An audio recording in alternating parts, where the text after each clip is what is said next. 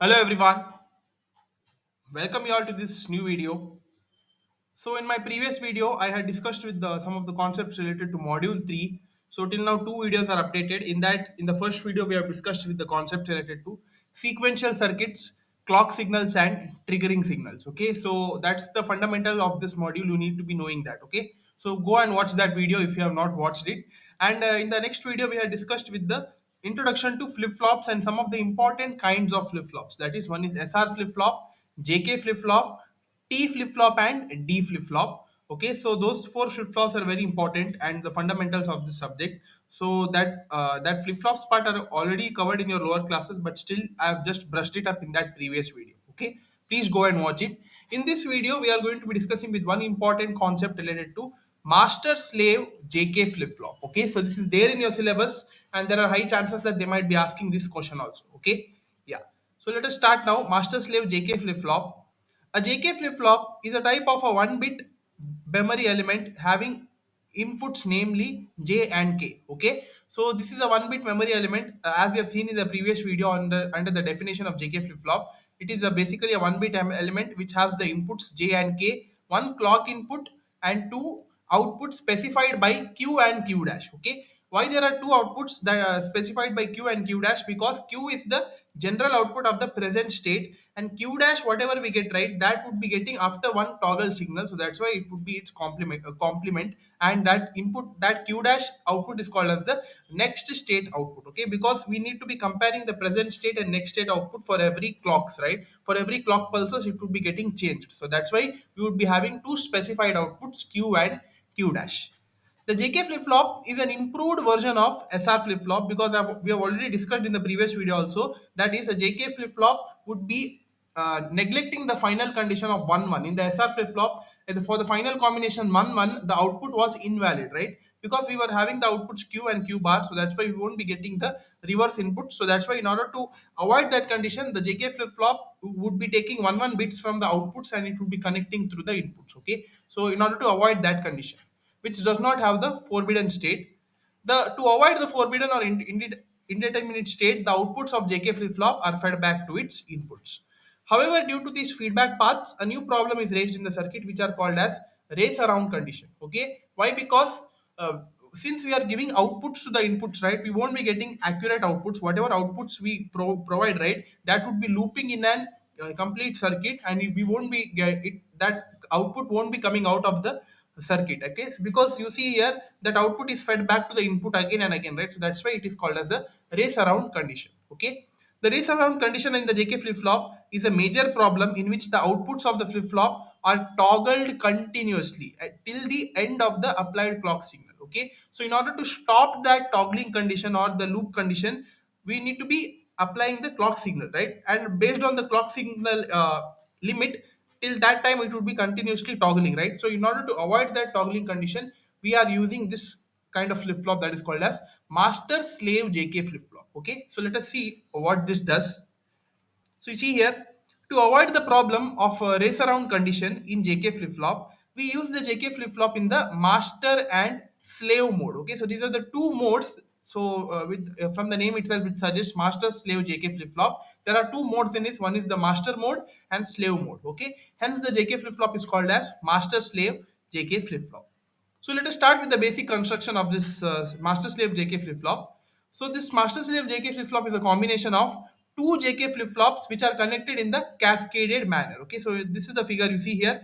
There are it is a combination of two JK flip flops here. So these are the two blocks here of JK flip flops. One is called as master flip flop and another one is called as slave flip flop. Okay, so and see the intermediate connections which is made through one clock signal is given, and J and K are the inputs here, and Q and Q dash are given as the inputs for the second flip flop, which is the slave flip flop. And here from the Q and Q dash, whatever output is fed, that is fed back to the input again. Okay, so this is the complete master slave JK flip flop connection. And from clock signal, we are giving one NOT gate to the another clock signal, so that we will be getting the continuous pulses. Okay, so this is that diagram, guys. Please note it down.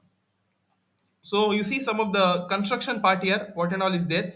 In this combination of two JK flip-flop, one acts as a master flip-flop and other acts as a slave flip-flop as shown in the figure. Okay. In the master slave flip-flop, the outputs of the master JK flip flop are connected to the inputs of the slave JK flip flop. That is, you see here, these are the outputs, right? These outputs are connected as the inputs for the next flip flop, that is the slave flip flop. Okay. In the master slave JK flip flop, a NOT gate inverter is also used, which is connected to clock signal in a manner that the inverted clock signal is applied for the slave flip flop. Okay, because in order for the continuous pulses, that is high low, we need to be applying an inverter, right? So in order to get the inverted clock pulses, so that's why we are attaching an inverter in between these two flip flops. Okay, therefore, when clock signal to master flip flop is 0, then for slave flip flop, the clock signal would be 1 or vice versa. Okay. Yeah. So this is with respect to gates here. You see how the connections are made here. They are used two AND gates and one clock signal. And through this SR flip flop, so with respect to the construction of SR flip flop, this JK flip flop is constructed like this. Okay, so these are the two SR flip flop connections made from clock signal. They have given one inverter, and the outputs are fed back to this AND gate in order to get the complete construction of the JK flip flop. Okay, so this diagram is also very important. Please note it down. Now the operation part, what it actually does. Let us see what it actually does now. Operation of this flip flop. So when the clock pulse goes to high, the slave flip flops becomes inactive and the inputs J and K can control the state of the system. Okay, so this is only when the clock pulse is high, that is whenever it is in the high level stage. Okay, so this is the high pulse, right? So whenever that clock pulse is high, it means that the flip flop is active and the operation is taking place and the inputs would be getting in the control state. Okay. So this is one condition. Now when the clock pulse goes back to low, the information is transferred from master flip flop to slave flip flop. Okay. And the final output of the system is obtained. So it happens only after high signal is obtained, and then after some time the signal becomes low, and that's the time when the master flip flop information would be given to the slave flip flop and the final output is obtained. Okay, so through this one clock pulse high and low signal, the complete clock pulse signal would be obtaining one single output. Okay, so from the circuit it is clear that master flip flop is positive level triggered and slave flip flop is negative level triggered. Okay, so we have seen, right, master flip flop is positive and slave flip flop is negative level trigger. Okay, consequently the master flip flop responds before the slave flip flop. So let us see for the each input condition what happens. For the first condition, when j equal to 0 and k equal to 0.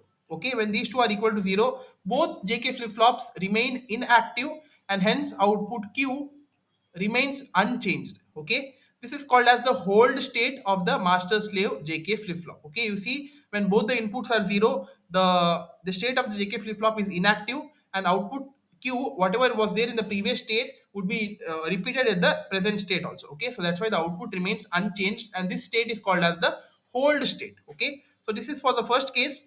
So for the second case, when j equal to 0 and k equal to 1, what happens? You see here, the output q bar, that is the next state output of the master flip flop, is high and goes to the input k of the slave flip flop. Okay, so the q bar would be high and it would be going through the slave of the flip flop. The clock signal forces the slave flip flop to reset. Therefore, the slave flip flop has the same output as that of the master flip flop. Okay, so it means that for high q bar and low q, this is called as the reset state of the master slave flip flop. So in summary, you could be telling that when for the second case, when j equal to 0 and k equal to 1, the output would be at a reset state when q bar is high and q is low. Okay, q bar would be equal to 1 and q would be equal to 0. Okay, similarly for the third state, when j equal to 1 and k equal to 0, it is just vice versa of this condition, that is output q would be high and output q bar would be low. Okay, so the negative transition of the clock signal sets the slave flip flop, whereas in this case it was positive transition, right?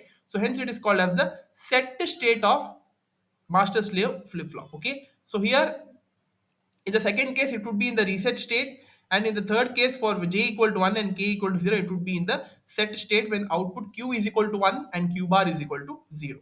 Okay.